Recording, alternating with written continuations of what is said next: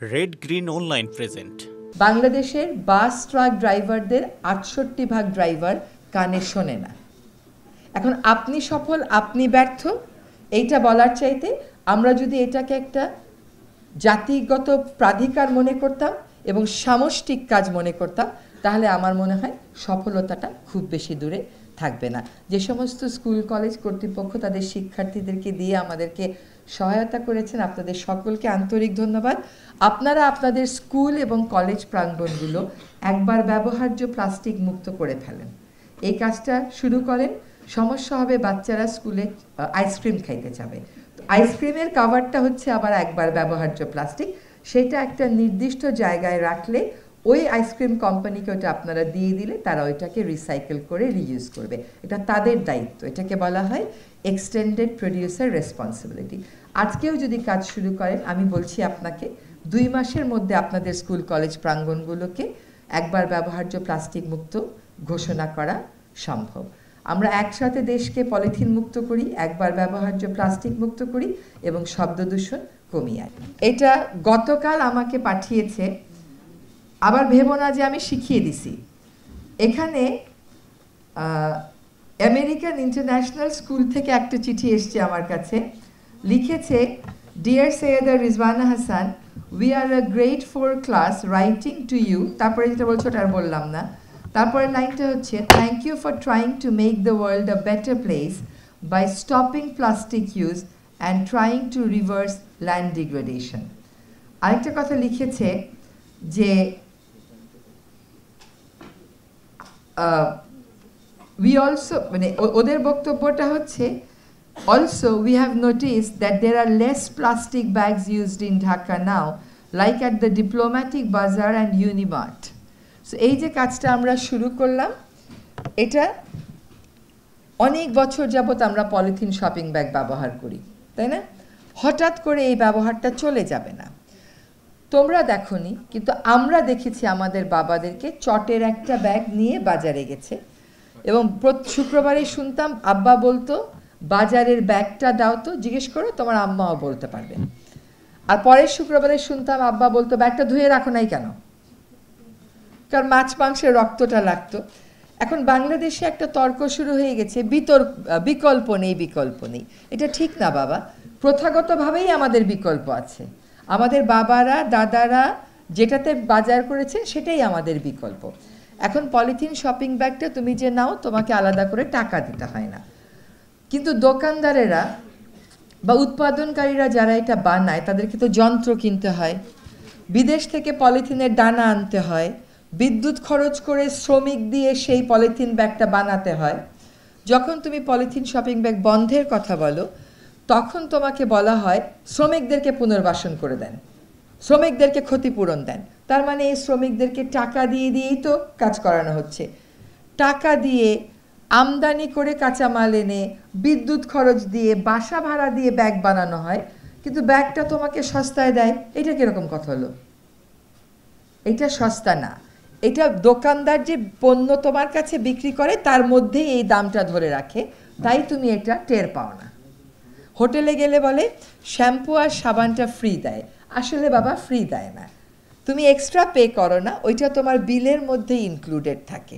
ও তোমাকে ফ্রি দেবে কেন? ও তো ব্যবসা করতে এসছে। এটা ফ্রি না।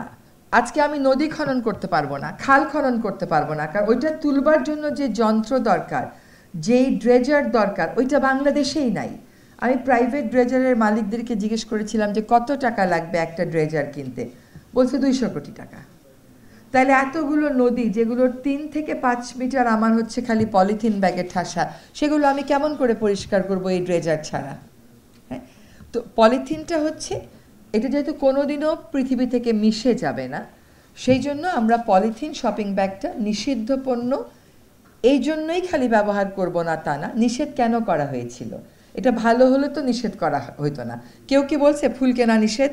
তা তো বলে নাই, কিন্তু পলিথিন শপিং ব্যাগ ব্যবহার উৎপাদন সবটাই নিষেধ। এখন এতদিনে যে আইনটা বাস্তবায়ন হয়নি, এটা বাস্তবায়ন করতে গেলে আমরা বিভিন্ন সমস্যার মুখোমুখি পড়ব। একটা কথা আমাকে বলা হয়, আপনি সব কিছু বাদ দিয়ে পলিথিন নিয়ে পড়ে আসছেন কেন? একটা উদাহরণ দিই। রুয়ান্ডা বলে একটা দেশ আছে, ইন্টারনেটে গেলে দেখবে, ওইখানকার যিনি সরকার প্রধান উনি বলেছেন, গৃহযুদ্ধ আমার তত ক্ষতি করে নাই, পলিথিন শপিং ব্যাগ আমার যত ক্ষতি করছে। কারণ গৃহযুদ্ধে যখন থেমে যাবে বা যুদ্ধ যখন থেমে যাবে 30-40 বছর পরে অনেক কিছুই স্বাভাবিক হয়ে যাবে, কিন্তু পলিথিন ব্যাগটা তো যাবে না বাবা। হ্যাঁ, এইটা এখন মায়ের দুধে যাচ্ছে, প্লাসেন্টাতে যাচ্ছে, ব্রেইনেও পাওয়া গেছে।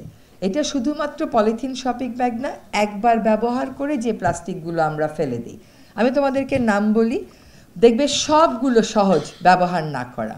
প্লাস্টিকের প্লেট ব্যবহার করলা না, প্লাস্টিকের চামচ, কাঁটা, স্ট্র খেতে লাগে কেন? একটু ফ্যাশন করে কোকটা টান দাও, তার দরকার নাই তো বাবা।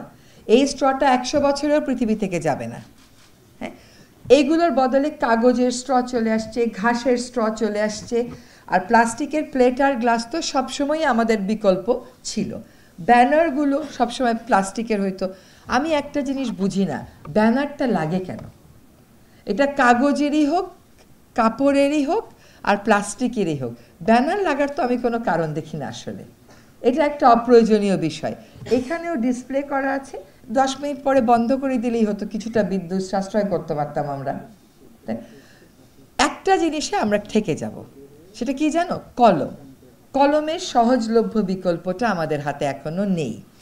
আমরা যারা এই প্রজন্ম, আমরা যারা স্ট্যান্ড করা ছেলেমেয়েরা আছি, বড় বড় বাংলাদেশের লোকদের নাম বলো, ডক্টর কামাল হোসেন স্যারের নাম বলো, আমাদের যিনি তত্ত্বাবধায়ক এই অন্তর্বর্তীকালীন সরকারের প্রধান আছেন, ওনারা কিন্তু পরীক্ষার সময় তোমাদের মতন বল পয়েন্ট পায় নাই। আমাদের বল পয়েন্ট দিয়ে লিখতে দিত না, বলতো হাতের লেখা খারাপ হয়ে যায়, বিকজ ফাস্ট চলে তো। এইটা ছাড়া একবার ব্যবহার করে ফেলে দাও এমন কোনো পলিথিনের প্লাস্টিকের বিকল্প নাই, এটা আমি মানি না। সবটার বিকল্প আছে।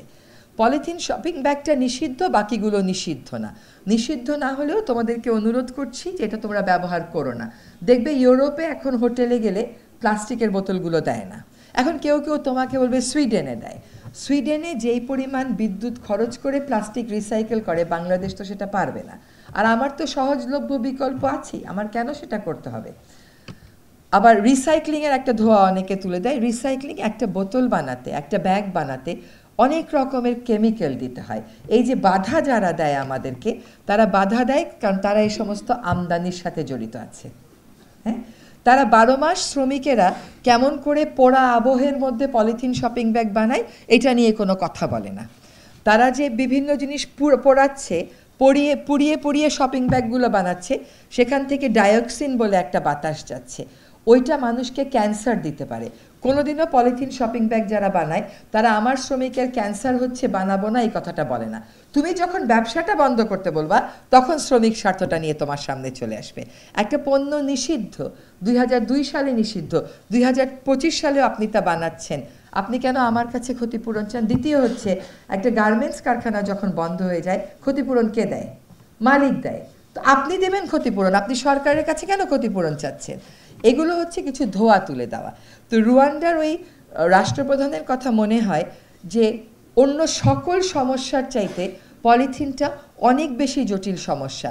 আজকে বাতাস দূষিত, কালকে থেকে কাজ করা শুরু করলে কয়েক বছর পরে আমরা বাতাসটাকে একটা মানে আনতে পারবো, কিন্তু সারাদিন চেষ্টা করলেও তুমি পলিথিনটাকে পৃথিবী থেকে আর সরাতে পারছো না। ইয়েস, রিসাইক্লিং লাগবে, কারণ যেটুকুন পলিথিন চলে আসছে প্লাস্টিক, ওগুলোকে তুমি কি করবা? সেজন্য উন্নত বিশ্বে এখন ব্যবহারটা এরকম করে করছে যে একটা প্যাকেজিং, চিপসের প্যাকেট, ওইটাতে কতটুকুন পলিথিন প্লাস্টিক থাকবে ওটা বলে দেয়, ওইটা যাতে আবার রিসাইকেলড হয়, এনভায়রনমেন্টে পড়ে না যায়, ওইটা এনশিওর করে। So basically, I wanted to thank you all for taking the leadership and the responsibilities. অনেক নেগেটিভ ক্রিটিসিজম হবে, কিন্তু তার বিরুদ্ধে দাঁড়িয়ে থাকতে হবে, কারণ তাদের একটা ন্যস্ত স্বার্থ আছে, সেজন্য তারা এই নেগেটিভ ক্রিটিসিজম করে। আমরা যখন উৎপাদন বন্ধ করতে যাচ্ছি, তখন আমরা কোথাও কোথাও, সবখানে না, বাধার মুখোমুখি হচ্ছি। আমরা পাল্টা কৌশল গ্রহণ করছি। পলিথিন যাতে ঢাকা শহর থেকে উৎপাদিত হয়ে অন্যান্য বিভাগীয় শহরে না যায়, সেজন্য আমরা কথা বলছি ট্রাফিকের সাথে। এই কাজগুলো আমাদেরকে করতে হবে। সকল প্লাস্টিক এই মুহূর্তে আমরা বন্ধ করতে পারবো না, সেটা নিয়ে আমরা কাজও শুরু করিনি। আমরা শুধু পলিথিন শপিং ব্যাগ নিয়ে কাজ শুরু করেছি। মানুষের অভ্যস্ততার কারণে আমাদের প্রয়োগের ক্ষেত্রে কিছু সীমাবদ্ধতার কারণে it will take some time, কিন্তু এটা হতে হবে। এটা আমার স্বার্থে হতে হবে না, আমাদের সকলের স্বার্থে এটা হতে হবে। যদি না হয় তাহলে আমরা আমাদের মাটি বাঁচাতে পারবো না, আমরা আমাদের নদী বাঁচাতে পারবো না, লেক বাঁচাতে পারবো না। আমাদের লবণের মধ্যে মাইক্রোপ্লাস্টিক পাওয়া যাচ্ছে, মাছের মধ্যে মাইক্রোপ্লাস্টিক পাওয়া যাচ্ছে। কাজে আমরা যতবার প্রশ্ন করি এটা কিতে সফল হবেন, সাথে যদি বলি আমিও পলিথিন কিনবো না, তাইলেই সফলতাটা চলে আসবে। আপনাকে বাজারে গেলে পলিথিন দিলে আপনি বলবেন আমি নিব না, আমি বাসা থেকে ব্যাগ নিয়ে এসেছি, আপনি আমাকে সেই ব্যাগে দেন। সেটাও তো একটা প্রয়োগের রাস্তা হতে পারে। যদি বারবার এটাই জিজ্ঞেস করি আপনারা কি সফল হবেন, আমরা যদি সফল না হই আপনারা কি সফল হবেন? কেউই সফল হবে না। কাজে এই সফলতাটা সামগ্রিক ধরে আগাতে হবে, ব্যর্থ হলে কিন্তু সকলকেই এর ফল ভোগ করতে হবে। কাজে ব্যর্থ আমরা হব না, ক্রমাগত প্রয়াস আমরা চালিয়ে যাব। আমরা পলিথিনের ঝুঁকি থেকে আগামী প্রজন্মকে বাঁচাবো, আমাদের পরিবেশকে বাঁচাবো। একই সাথে তোমাদের কাছে আমার একটা আবেদন থাকবে, সেটা হচ্ছে আমরা চলো যার যার বাসায় যে এখন থেকে বলি ড্রাইভারকে যে আপনি আর হর্ন বাজাবেন না। ঢাকা শহরের মতো এমন আওয়াজের শহর পৃথিবীতে আর কোথাও নেই। শব্দ দূষণেও আমরা 1 নাম্বার, বায়ু দূষণেও আমরা 1 নাম্বার, প্লাস্টিক দূষণে আমরা বিশ্বের 9 নাম্বার। তো এগুলো তো আর 5 মাসে 6 মাসে 1 ফু দিয়ে ঠিক করা যাবে না, কিন্তু কাজটা শুরু করতে হবে। তুমি যখন তোমার ড্রাইভারকে এটা বলবে, ড্রাইভার তখন বলবে কি আপনি ঢাকা শহরে হর্ন না দিয়ে গাড়ি চালানো যাবে না। কেন? কারণ সামনে রিক্সা এসে পড়ে। তো বলবেন যে এয়ারপোর্ট রোডে তো রিক্সা আসে না, ওখানে তাহলে হর্ন দেন কেন? এটা একটা অভ্যাসের ব্যাপার। আবার যখন অনেক সময় গাড়ি নিয়ে বেরোও রাস্তায়, দেখলাম হর্নটা নষ্ট হয়ে গেছে, মাঝে মাঝে কিন্তু এরকম হয়, কারণ ব্যাটারি ডাউন থাকে, হর্নটা চলে না, তখন কিন্তু চালক ঠিকই গাড়ি চালিয়ে তোমাকে গন্তব্যে নিয়ে যায়। এটা হচ্ছে এত 53 বছর কেন, তারও আগে যবে থেকে গাড়ি আছে তবে থেকে হর্ন চালায়, আমরা গাড়ি বাজাই। বিদেশে হর্ন চালালে একটা গালি মনে করা হয়। হ্যাঁ, আমাদের এখানে কিছু বাস্তবতা আছে, কিন্তু গাড়ির গতি কম রেখে কিন্তু আসলেই গন্তব্যে আমি আমার মিটিংয়েও ঠিক টাইমে পৌঁছি, কোনো অসুবিধা হয় না। এই বিশেষ প্রতিবেদনটি যদি আপনাদের ভালো লেগে থাকে অথবা উপকৃত হন, তাহলে অবশ্যই এই চ্যানেলটি সাবস্ক্রাইব করুন এবং লাইক, কমেন্ট ও শেয়ার করে রেড গ্রিন অনলাইনের সাথেই থাকুন। Thanks to everyone, red green online.